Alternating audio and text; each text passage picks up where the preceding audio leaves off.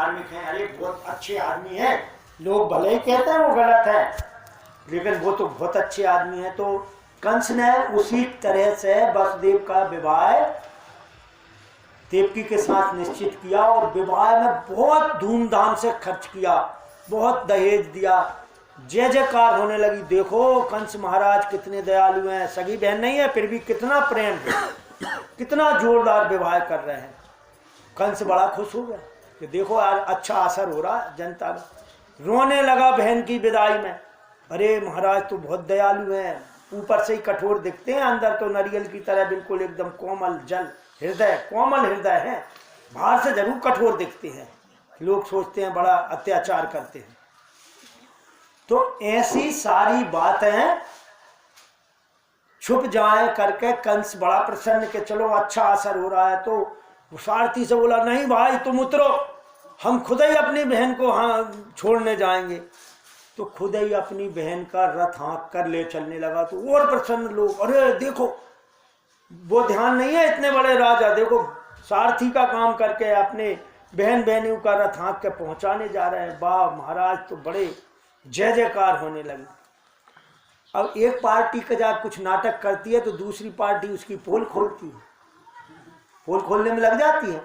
तो देवताओं ने सोचा कि यार ये बड़ा तो धर्मात्मा और दयालु लोग, बड़ी जय जयकार और इसका तो प्रभाव अलग पड़ रहा है, क्या करें पोल खोले। तो आकाशवाणी कर दी कि दे मूर्ख कंस, जिस बहन को तू इतने प्रेम से लाड से स्नेह से पहुंचाने जा रहा है, समझ ले उसी का 8वां पुत्र तेरा काल होगा। और दुष्ट आदमी का तो बदलाव जल्दी हो जाए। अरे भाई यदि कुछ धैर्यवान होता, सोचता कि वे पुत्र होगा, जब होगा तब मरेगा तब देखा जाएगा, अभी क्या। तो कंस ने जैसे आकाशवाणी, कंस ये जानता था कि आकाशवाणी कभी झूठ नहीं बोलती, आकाशवाणी झूठ नहीं बोलती है। तो उसने कहा अच्छा ऐसी बात है। तो अभी कहाँ तो वो घोड़ा हाँक के जा रहा था, रथ रोका और बहन के चोटी पकड़ी और खींच लिया, उठा तलवार, बोला ना रहेगा बांस ना बजे बनेगी बांसुरी। अरे जब देवकी नहीं रहेगी तो इसका लाल कहाँ से पैदा होगा, और लाल कहाँ से पैदा होगा तो मेरा काल कहाँ से पैदा होगा। तो जब काल ही पैदा नहीं होगा तो मैं तो फिर विजय हो गया, अमर अमर हो जाएगा। क्योंकि भगवान से वरदान मांगा था अमर होने का, भगवान बोला अमर कोई नहीं है, पर तुझे पता चल जाएगा तेरा काल कहाँ है, तू इंतजाम कर ले। तो बोला मेरी तपस्या रंग लिया, पता चल गया कि मेरा काल कहाँ है, तो मैं बीज ही में नष्ट कर देता हूं। उसको तो मारने की बात ही छोड़ो। अब तुरंत लोगों को पता चल गया, पोल खुल गया। अरे राम राम कितने निर्दयी हैं, अभी तो रो रहे थे और बहन के प्रेम में रमे जा रहे थे, और एक क्षण में चोटी पकड़ के मारने के लिए तैयार भैया। तो क्या माने हम इनको, ये तो ढोंगी है, ये तो नाटक कर रहे थे। तुरंत पोल खुल गई, देवताओं का तो काम बन गया। अब इधर वसुदेव जी की समस्या हो गई। वसुदेव जी बहुत समझदार थे, तो वो सोच कहने लगे कि देखो हे राजकुमार, हे राजन, तुम तो श्रेष्ठ राजा हो, हे भोजवंश के तुम सूर्य हो, आप जैसे सूरवीर को एक काम शोभा नहीं देता। अब उपदेश दल जाए मूर्ख हों तो उनका क्रोध और बढ़ता है। अरे वसुदेव तुम नहीं समझते, ऐसी मैं तुमसे 10 बहनों से शादी कर दूंगा, तुम शादी की मत सोचो, पर मैं जिंदा रहूंगा तभी तो ना है, अपनी दोस्ती है मान लिया, पर मैं बहन को नहीं छोड़ सकता। तो कहने लगे राजन मैं इस वजह से नहीं कह रहा हूँ कि मेरी पत्नी है या ये तुम्हारी बहन है। अरे भाई देखो, एक तो तुम्हारी बहन, मेरा कोई मतलब नहीं है, मैं तुम्हारा मित्र हूँ इसलिए हित सोच रहा हूँ। दूसरा स्त्री, और तुम ऐसे महान वीर, अभी अभी इसकी शादी हुई है, इसके हाथों की मेहंदी नहीं सूखी, इसके प्रति सबकी सद्भावना है, तुम्हारा कितना अपयश होगा, अपकीर्ति कितनी होगी कि एक तो स्त्री की हत्या कर रहे हो आप वीर होकर। वीर कभी स्त्रियों पर हाथ नहीं उठाता, और तुम स्त्री हत्या का पाप ले रहे हो। चलो वो भी छोड़ो, तो सगी बहन है तो बहन को मार रहे हो, तो कितना अपकीर्ति होगी, और वो भी सद विवाहिता के बिल्कुल नव विवाहित। तो इतनी सारी तुम्हारी बेइज्जती ना हो, तुम मेरे मित्र हो, मैं इसलिए आपकी शुभ चिंता कर रहा हूं। अच्छा रहा सवाल, तुम डरते क्यों हो? मैं कोई दूसरा हूं क्या? मैं तो तुम्हारा मित्र हूं, मेरी बात पर तो तुम भरोसा रखते हो। हाँ बसदेव, तुम्हारी बात पर तो भरोसा है, तुम बताओ उपाय। तो कहने लगे बसदेव कि देखो मित्र, तुम्हें देवकी से तो कोई भय नहीं है, देवकी तो नहीं है ना, तुम्हें भय देवकी के पुत्रों से है। और कोई भी पुत्र पैदा होते ही तो तुम्हें मार नहीं दे वो, कि जन्म लेते ही मार दे। अरे तुम इतने वीर हो, कोई पुत्र पैदा होते आज तक किसी को मार पाया? पैदा होगा, पैदा होने के बाद कब तक बड़ा होगा, फिर लड़ने लायक होगा, तब मारेगा ना। तो आपके पास कितना समय है, अपन उपाय करेंगे। है मैं तुम्हारा वचन देता हूं कि देवकी के पुत्र पैदा होते ही मैं 8वें पुत्र को समर्पित कर दूंगा। और 8वां क्या, मैं तो कोई भी पुत्र पैदा हो वो तुम जानना, मैं तो तुम्हें सौंप दूंगा पैदा होते। अब कंस को विश्वास था कि बसदेव कभी झूठ नहीं बोलते और वचन के धनी है। कहने देखो बसदेव, तुम वचन के पक्के हो, वचन निभाना, तुम्हारी बात पर मैं विश्वास कर रहा हूं क्योंकि मेरे मित्र हो, इसलिए मैं छोड़ देता हूं, रिस्क ले रहा हूं भाई तुम्हारे कहने पर। कहने लगे महाराज इसमें काहे की रिस्क? तो कहने लगे भाई तुम अपने घर नहीं जाओगे, मेरे ही घर में रहोगे जब तक तुम्हारे बच्चे पैदा नहीं हो जाते, ठीक है? तो वसुदेव और देवकी को अपने ही राजमहल में रख लिया।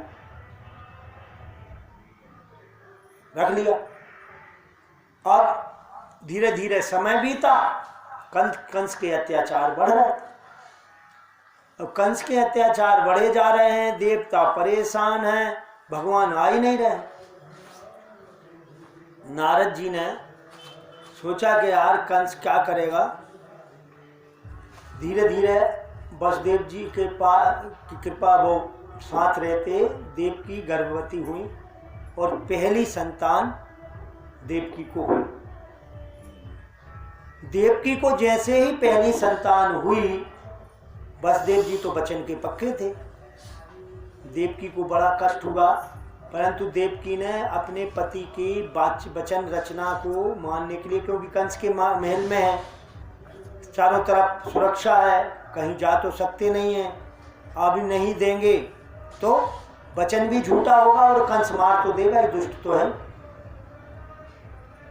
तो उन्होंने उठा करके वसुदेव जी को दे दिया। अपने उस माता के हृदय से पूछो कि तुरंत सद्य जात शिशु को काल के हवाले कर दिया, सिर्फ सत्य प्रतिज्ञा बना रखने के लिए अपने पति के वचन की।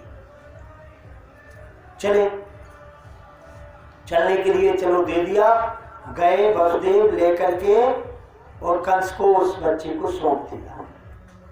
छोटा बच्चा तुरंत पैदा हुआ, कोमल और सुंदर होता है, कितना आकर्षक है। कंस जैसे दुष्ट का भी हृदय पे घर गया, बोला वाह वसुदेव तुम बात के धनी हो, मान गए तुम्हारे लिए, तो तुम भी क्या याद रखोगे, देखो हमें 8वें बच्चे से खतरा है, तुम वचन निभाते रहना, हम माफ करते हैं, लो ले जाओ, इससे हमें कोई डर नहीं है। और उस बच्चे को वापस कर दिया। अब देवताओं में घबराहट हो गई कि ये क्या है। अरे भाई यदि ये पाप नहीं करेगा बाल हत्या, इसका घड़ा नहीं भरेगा, भगवान जल्दी नहीं आएंगे। अब मान लो बच्चा वापस कर दिया, अब देवकी उसका लालन पालन करेंगी तो 2-3 साल तक बच्चा बड़ा होगा, तब जाके अगला बच्चा होगा। तो ऐसे करते करते तो एक बच्चे के 3-4 साल करते करते तो 30-40 साल बाद भगवान आएंगे, तब तक तो बहुत अत्याचार हो जाएगा, तो इसका घड़ा भरेगा ही नहीं। तो जब तक ये बाल हत्या नहीं करेगा, ये बच्चों को नहीं मारेगा, तो कैसे जल्दी जल्दी भगवान के उत्पत्ति आने की योजना बनेगी। तो नारद जी चले आए। नारद जी एक ऐसे संत हैं जिनका देवता भी सम्मान करते, मनुष्य भी सम्मान करते, राक्षस भी सम्मान करते, उनकी सब जगह इज्जत है। तो कंस गुरु मानता था क्योंकि उन्होंने ही बताया था उसको कि तुम उग्रसेन का पुत्र है और तू तपस्या कर। भगवान की रचना तो नारद जी रचते हैं। भगवान नारद जी भगवान का मन कहे जाते हैं। भगवान की जो इच्छा होती है मन में, तो मन में इच्छा आती है, तो मन में मतलब नारद जी के रूप में वो संसार में परिणित होती है और संसार में वो इच्छा निकलती है और निकल के परिणित होती है। नारद जी वो भूमिका रच देते हैं। आ गए, कंस ने बड़ा प्रणाम किया, बोले अरे गुरुदेव पधारिए, बहुत दिनों में आपने कृपा की। हाँ कंस बड़े खुश रहो, आनंद करो। और जो है अरे अभी अभी ये कौन गए हैं, अभी अभी ये कौन गए हैं? अरे महाराज ये अपने बहनों साहब थे वासुदेव। अच्छा क्यों आए थे? नारद जी पूछ क्यों आए थे? अरे अरे महाराज वो देवकी का संतान हुई थी, पहली संतान, वो वचन दिया था उन्होंने कि लाकर मुझे देंगे, तो वो बच्चा देने के लिए आए थे। तो फिर महाराज क्या पहला संतान थी, हमने माफ कर दिया कि जा, पहले से मुझे क्या डर है, मुझे 8वें से डर है आकाशवाणी में, इसलिए हमने भी दरिया दिल दिखा दिया। तुम क्या याद रखोगे, बस देव ले जाओ इसको, छोड़ दिया। और क्या बच्चे को मानना। महाराज जी कहे हाँ महाराज आप बड़े दयालु हैं, बहुत अच्छा किया। अच्छा महाराज मुझे एक थोड़ा शंका हो रही थी। क्या? मुझे एक शंका का समाधान करो, क्योंकि मुझे थोड़ा सा शंका हो गई है। एक 8 दल का कमल लेके आए थे नारद जी, बोला इसमें ये बताओ पहली पंखुड़ी कौन सी है और 8वीं कौन सी है? बोला इसमें पहली पंखुड़ी कौन सी है और 8वीं पंखुड़ी कौन सी है। मुझे अब आप तो अच्छे से समझ सकते हैं 8वां कौन सा पहला कौन सा, तो मुझे बता दो कि इसमें 8वां पंखुड़ी कौन सी है, पहली कौन सी है। तो भैया उसने कंस ने गिना 1 2 3 4 5 6 7, महाराज 8 भी है, जिससे गिनी थी। बोला नहीं इससे गिन के बताओ। तो 1 2 3 4 5 6 7 जो पहली गिनी थी 8 भी हो गई। कहने नहीं इससे गिन के बताओ, पहली दूसरी तीसरी चौथी पांचवी। तो दूसरी बार जो पहली गिनी थी 8 भी हो गई, दूसरी 8 भी हो गई। फिर बोला इससे गिन के बनाओ, तो फिर तीसरी 8 भी हो गई। फिर इससे गिन के बताओ तो चौथी 8। बोला इसमें 8 भी कौन सी है? मैं भूल गया है महाराज, फिर मैं भूल गया 8 भी कौन सी है। आप सबसे ही 8 भी कह रहे हो, सभी पहले। तो कंस कहने लगे अरे महाराज क्या कहना चाह रहे हो गुरुदेव, मैं समझ गया आप क्या कहना चाहते हो। देवताओं की गिनती का कोई भरोसा नहीं है, कहाँ से गिनेंगे, वो कौन सी को 8 भी कर देंगे। अरे महाराज आपने बड़ी कृपा करी, बुलाओ बसदेव को, बुलाओ। तुरंत बुलाया उसने बसदेव को, कहने लगे ये भी 8 भी हो सकती है। बोला था दूसरे से गिनना शुरू करें, देवताओं का क्या भरोसा। करा डाल दिया चक्कर में नारद जी ने, डाल दिया तो बस बुला लिया तुरंत। और तुरंत भैया उठा के और जमीन पर देना। देव की और बसदेव का तो हृदय चीत्कार कर गया, लेकिन वचनबद्ध हैं और दुष्ट की दुष्टता में कोई फर्क नहीं है। हंसने लगा कंस, वाह देखा देवताओं की चाल को आकर मैंने फेल कर दिया, ये बड़े बदमाश। आकाशवाणी भी गोल गोल करते हैं और मेरे काम को भी मेरे गुरुदेव के होते हुए कोई नहीं कर सकता। और नारद जी की प्रशंसा करके, और नारद जी तो गए अपना काम बना के गए थे। अब भैया जैसे ही दूसरा संतान फिर ऐसी स्थिति, तीसरी संतान फिर ऐसी स्थिति, चौथी संतान फिर ऐसी स्थिति। ऐसे करते करते कंस ने देवकी की 6 संतान को नष्ट कर। अब 7वीं संतान आई तो राम के अवतार में लक्ष्मण जी शेषनाग भैया अनंत छोटे बन के आए थे। तो उन्हें बड़ा कष्ट होता था, राम जी से कुछ कह पाते नहीं थे, डांट पाते नहीं थे, और राम जी परेशान होते थे तो कष्ट होता था। तो उन्होंने पहले सोच रखा था कि अब की कभी आना होगा तो बड़ा बन के आऊँगा। अब जैसे राम जी वन में गए, पिता की बात मानी, तो अब मजबूरी में पहले कहते रहे थे कि क्या जरूरत है सब करने की। बड़ा होता तो कह देते रुको नहीं जाओगे, मैं बड़ा भाई और पिता के तुल्य होता हूँ, आदेश देता हूँ, तो बच जाते, रोक लेते। सीता का परित्याग किया था, बड़ा होता कह देते नहीं कोई दोष नहीं है, मैं आदेश दे रहा हूँ, रोको, नहीं करो। छोटा होकर सब उनके में हाँ मिलाने पड़ी, कष्ट सहन करना पड़ा, मैं सेवा सही से नहीं कर पाया, मैं हाथ पैर दबाता तो कह देते जाओ सो, एक बार दो बार, फिर मुझे जाकर छोड़ना पड़ता। बड़ा होता कहता है मारूंगा, एक चुप, मैं सेवा कर रह सकता। तो इसलिए अगली बार मैं बड़ा बन के आऊंगा। तो इस बार कन्हैया जी से पहले दाऊ दादा आए बन के, बलदाऊ जी तो घर में आ गए। अब भगवान ने कहा कि देखो अब संकर्षण शेष जी आए हैं अनंत, तो अपनी योग माया से कहा कि योग माया, अब कंस ने पहले तो राजमहल में रखा हुआ था, अब तो कंस ने क्या कर दिया, बंदी खाने में डाल दिया, कैद कर दिया।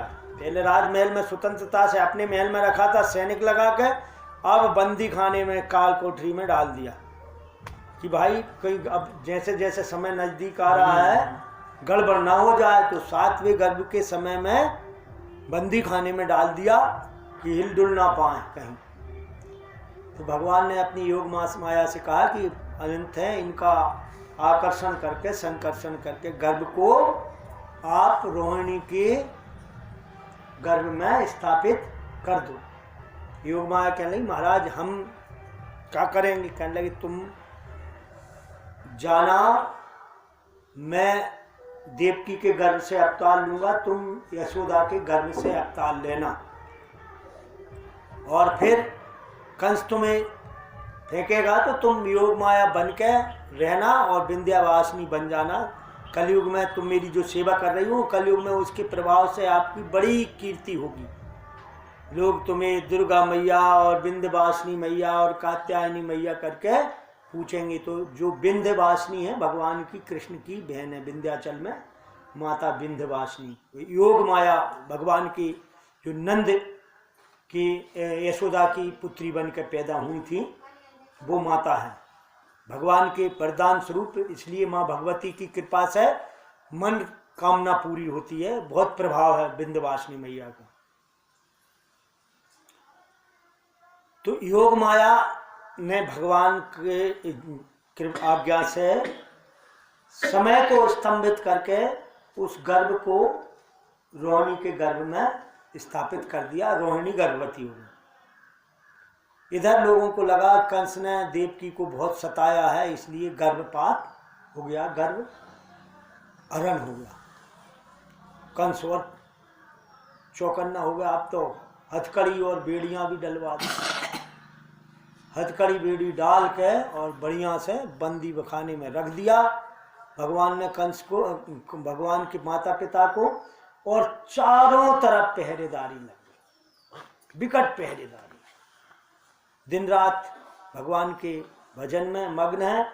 देवता लोग जैसे भगवान की स्तुति करने राम जी के अवतार में आए, वैसे ही भगवान की स्तुति कर रहे, और सब देवताओं ने भी भगवान की लीला में सहायक बनने के लिए, जो गोप ग्वाले ये सब पैदा हुए थे, सब देवताओं के ही अंश थे, ऐसे साधारण नहीं थे।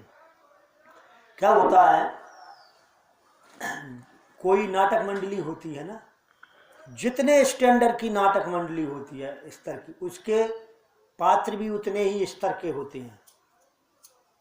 साधारण गांव में अपन मंडली बनाते हैं तो गांव के लोगों को, छोटे छोटे लोगों को अपन भर्ती करके नाटक मंडली बनाते हैं, लेकिन बाहर से मंडली आती है तो छोटे छोटे महान महान कलाकार उसमें होते हैं। तो जब भगवान इस धराधाम पे आएंगे तो वो क्या साधारण लोगों के साथ लीला करेंगे? उनके सखा, उनके साथी भी तो उनके ही साथ वाले होंगे। जैसे है ना, राम जी आए तो उनका दुश्मन रावण का साधारण ही व्यक्ति रावण बन जाएगा। कितना प्रसिद्ध, वो पहले धर्मात्मा बनाया, फिर ब्रह्म श्राप से उसको श्रापित कराया, या भगवान के पार्षद के 2-2 जन्मों के बाद वहां पहुंचाया। तो कहने का तात्पर्य है कि जिस स्तर के लीला होती है उसी स्तर के उसके साथी होते हैं। तो जो गोपियां थीं भगवान की लीला में सहायता करने के लिए वेदों की ऋचाएं, ऋषि पत्नियां और दंडक वन के ऋषि भगवान राम अवतार में जब वन में गए तो जनकपुर में गए तो जनकपुर की स्त्रियां मोहित हो गईं कि भगवान आप जैसे व्यक्ति हमारे को मिले, आपके साथ हमें रहने का मौका मिले, आपकी लीला का दर्शन हमको हो। तो भगवान तो मर्यादा पुरुषोत्तम है, लेकिन भगवान कल्प वृक्ष है। भगवान के सामने जिस अवतार में भी जिसने जो इच्छा पूरी चाही है वो भगवान ने उसको तथास्तु कहा है। अब वो मर्यादा के हिसाब से पूरी कब होगी उसका समय अलग रहा। जैसे पूतना कौन थी? पूतना राजा बलि की पुत्री थी दीपमाला। जब भगवान बामन बन के आए तो उसको भगवान को देखकर दीपमाला को वात्सल्य उमड़ गया। ओहो कितना सुंदर बालक है, ऐसा बालक हो तो मैं इसको दूध पिलाऊं। भगवान तो अवतार में थे तो भगवान के सामने जो इच्छा हुई भगवान की तथास्तु है। फिर जब भगवान ने बलि को छीन लिया उसका सब कुछ, तो उसको बड़ा गुस्सा आया। अरे ऐसा सुंदर बालक, फिर भी मैं इसको तो जहर पिला दूं। बोला तथास्तु। तो दो ही बातें हो गई कि दूध भी पिलाया और जहर भी पिलाया। तो ऐसे ही जनकपुर की स्त्रियों की इच्छा जो रही तो वो गोपियां बन के आई। वेद की ऋचाएं भगवान की लीला गाती हैं, उनकी सुंदरता का वर्णन करती हैं, तो वेद ऋचाएं मोहित हो जाती हैं कि ऐसे सुंदर भगवान है तो इनके साथ हम रहें। तो वो ऋचाएं गोपी बन के आई। जब भगवान जंगल में गए तो ऋषि मुनि मोहित हो गए उनके रूप पे कि प्रभु का हम स्पर्श पाएं। तो वो ऋषि मुनि तपस्वी अमलात्मा बिमलात्मा हजारों वर्ष तपस्या करके वो गोपी के स्वरूप में आए। वो गोप ग्वाले सब देवताओं के अंश थे भगवान की लीला में सहायक बनने के लिए। इसलिए किसी ने सुना देवताओं गोप ग्वालों के बच्चे पैदा होते रहे, किसी गोपी का बच्चा पैदा हुआ, सब देवताओं के अंश और भगवान के वो थे। आगे उनकी लीला में बताएंगे कि वो फिर बच्चे पैदा हुए ही कैसे भगवान, क्योंकि देवताओं के अंश थे तो सांसारिक क्रियाएं तो संसार में पैदा होने के लिए थोड़ी आए थे, सिर्फ भगवान की लीला में सहायक बनने के लिए अपने वरदानों की सत्यता से। आनंद रामायण में विस्तार से वर्णन है कौन कौन को भगवान ने राम अवतार में वरदान दिया और कौन कौन कृष्ण अवतार में। ये जितने भी कृष्ण अवतार में मिलते रहे, कृष्ण अवतार राम अवतार के कर्ज चुकाने का था। उसमें जिसको जो जो करते रहे मर्यादा में बंधे, भैया अगली बार, जैसे किसी से कहते हैं ना कर्जदार, भैया अगली बार दे देंगे, अगली बार आपका काम जरूर करेंगे, भाई अगली बार आपको ऐसा करेंगे। हम कहते हैं ना अगली बार, इस बार तो भाई मजबूरी है यार, इस बार मजबूरी है हम नहीं कर पाए। तो भगवान ने कहा इस बार तो मर्यादा है, मजबूरी है, अगले अवतार में हम खुल के आएंगे तो आपके सबके मनोरथों को पूर्ण करेंगे। तो भगवान श्री कृष्ण के रूप में प्रभु ने जो अवतार लिया वो सबको खुलकर, इस बार उन्होंने किसी को नहीं कहा अगली बार, सब कर्ज बाली का कर्ज चुकाया, चाहे किसी का रावण काल नेम जो जिनके सबके कर्ज थे तो इस शिशुपाल 3 जन्म पूरे करने के लिए भी सब कर्ज चुकाया।